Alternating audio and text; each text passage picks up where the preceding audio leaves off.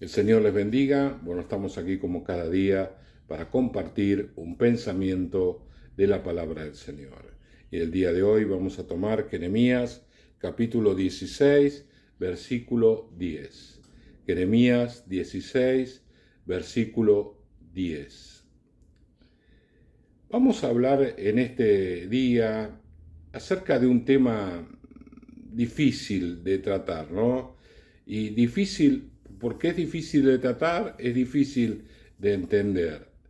He escuchado a varias personas hablar acerca de que la Biblia es un libro sanguinario, sobre todo en el Antiguo Testamento, donde Dios, el Dios de amor que nosotros predicamos, no se comporta así en el Antiguo Testamento, sino que se comporta de una manera diferente, es un Dios de juicio, es un Dios de muerte, es un Dios de castigo. Y entonces dice, no, pero ¿cómo puede ser si hay un Dios de amor en el Nuevo Testamento, hay un Dios duro y difícil, por así decirlo, en el Antiguo Testamento? Bueno, lo primero que tenemos que decir es que la revelación de Dios va en aumento. El hombre quiso vivir una vida de oscuridad y llegó el momento en que la oscuridad era absoluta.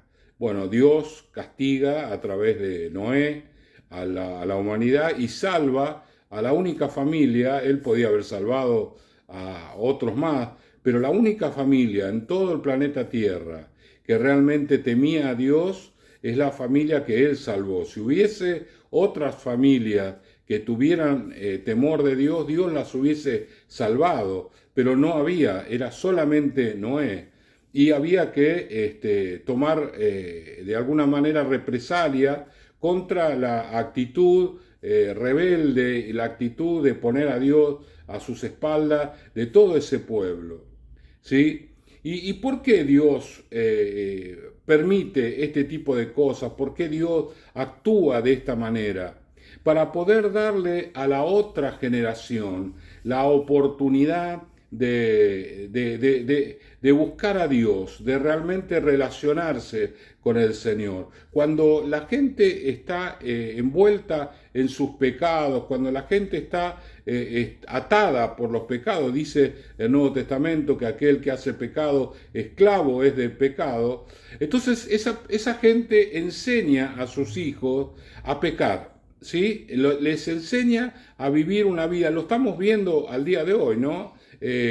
Las familias donde hay delincuentes, les enseñan a sus hijos a delinquir y vemos por allí que cuando muere uno de estos delincuentes jóvenes, los despiden con revólveres, con escopeta, a los tiros, ¿no? Y hay toda una cultura dentro de ese barrio, de esa gente, que tiene que ver con la delincuencia. Si la policía entra a ese barrio a tomar a uno de los delincuentes para apresarlo, bueno, el barrio se levanta a los piedrazos, las mujeres, los niños, es decir, cuando el pecado gobierna el corazón y la mente de la persona, esta gente le transmite a la otra generación el mismo pecado. Entonces tiene que haber una actitud de parte de Dios para darle una oportunidad a la otra generación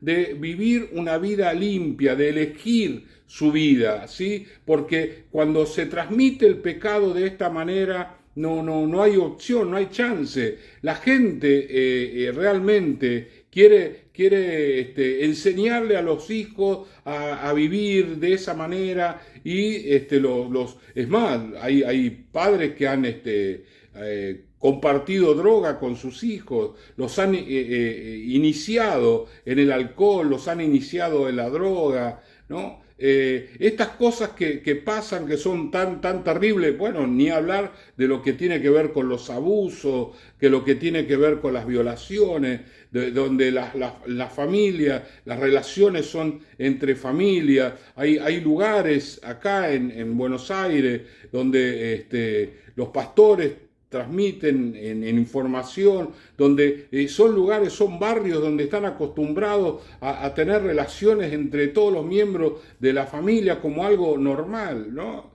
Entonces, lamentablemente Dios tiene que tomar una decisión para darle una oportunidad a la otra generación, ¿no? A la generación que viene, una oportunidad de vivir una vida limpia, una vida recta, una vida que agrade a Dios y que Dios pueda bendecirlo, ¿no? La gente es como que no, les parece injusto, ¿no? Le parece injusto el pecado que Dios juzga y dicen como diciendo, bueno, nosotros no hacemos nada malo, nosotros lo que estamos haciendo está todo bárbaro. Bueno, eso es justamente lo que el Señor le dice a Jeremías, le dice, vos tenés que predicar un mensaje de advertencia, ¿no? Porque siempre Dios advierte, diciendo, bueno, prepárense porque si ustedes no cambian, Dios va a actuar de una manera, Dios no viene así de golpe, sino que hay advertencia siempre previa, ¿sí? También lo fue con Noé y en otros casos también, el Señor siempre advierte a través de los profetas y luego envía su juicio, que es lamentablemente muy duro. Versículo 10 del capítulo 16 de Jeremías dice, acontecerá que cuando anuncies a este pueblo todas las cosas, te dirán ellos, escuchen esto, ¿no? ¿Por qué anuncia Jehová contra nosotros todo este mal tan grande? ¿Qué maldad es nuestra o qué pecado es el nuestro que hemos cometido contra Jehová nuestro Dios?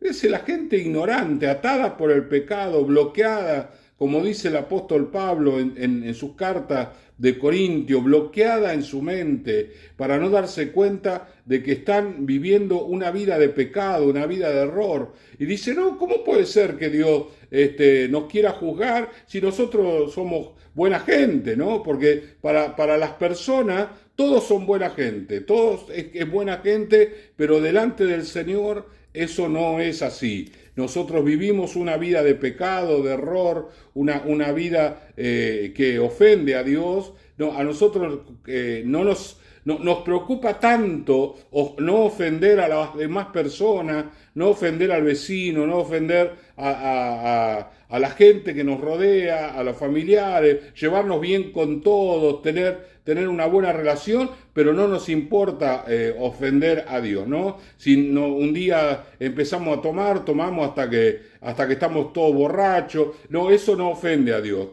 eso no le molesta al Señor, que nosotros nos comportemos de esta manera, que haya adulterio, no, al Señor no le molesta, la fornicación tampoco al Señor le molesta, ¿sí? Tantas cosas que nosotros hacemos, decimos, a Dios no le molesta, sí, a Dios le molesta y Dios llega un momento en que dice, bueno, mi misericordia llegó hasta acá y entonces ahí es donde nosotros nos comenzamos a preocupar, ¿no? Porque Dios es Dios juez, ¿sí? Que dice, bueno, esto se hace de esta manera, esto se hace de otra. A veces vemos, no lo vemos en la televisión, ¿no? Como personas de la política son llevadas ante los jueces y los jueces le ponen el punto sobre las íes, ¿no? Y saltan ahí como diciendo, no, ¿cómo puede ser? ¿Qué hacen esto? Yo realmente como espectador de todo esto digo, el juez tendría que hacer callar la boca a esta persona y ponerle una multa económica, ¿no? Porque no puede hablarle así al juez. El juez es la persona que va a tomar las decisiones y si no le gusta, el problema de ellos, pero el juez es la autoridad y Dios es juez y Dios es autoridad y Dios va a poner las cosas en su lugar y lo va a hacer para que la otra generación tenga la oportunidad de buscar a Dios, tenga la oportunidad de una sociedad limpia, de una sociedad diferente, una sociedad donde pueda acercarse a Dios de todo corazón.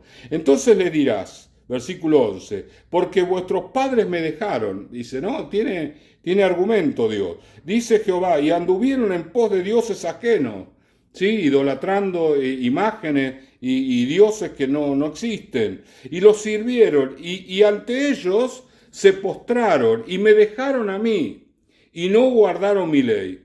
Y vosotros habéis hecho peor que vuestros padres. Mire toda la respuesta que tenía Dios. No, nosotros no hicimos nada malo. No, nosotros no nos portamos bien, ¿no? Es como los nenes, ¿no? ¿Qué hiciste? No, nada, yo me porté bárbaro y hice un desastre tremendo, ¿no? Y vosotros habéis hecho peor que vuestros padres, porque aquí que vosotros camináis cada uno tras la imaginación de su malvado corazón, no oyéndome a mí. Dios no es un Dios sanguinario, Dios no busca la muerte del impío, Dios busca la salvación y por esa razón envió a su Hijo Jesús en la cruz del Calvario para que muriera por nuestros pecados y que nosotros tuviéramos la oportunidad de ir a la vida eterna.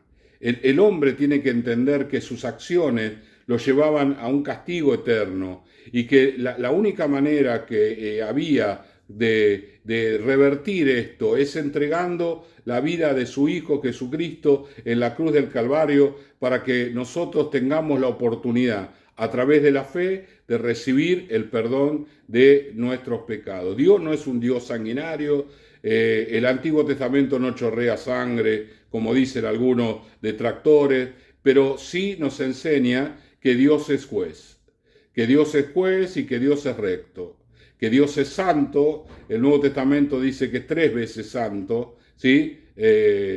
Así que Dios es un Dios que no le agrada el comportamiento del hombre. Si Dios no hace nada más, es porque le da oportunidad a muchas personas que hoy están haciendo cosas desagradables de volverse a Dios. Porque hay mucha gente que está en pecado y que en estos días se está acercando al Señor. Por esa gente es que Dios no hace nada. Por esa gente es que Dios tiene misericordia. Pero Dios es juez.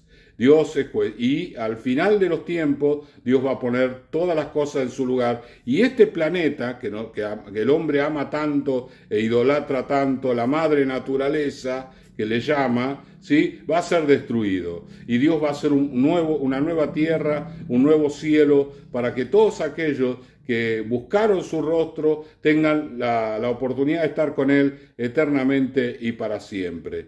Tengámoslo en cuenta y busquemos a Dios. Dejemos el pecado, abandonémoslo, caminemos el camino de rectitud con el Señor porque nos va a ir bien.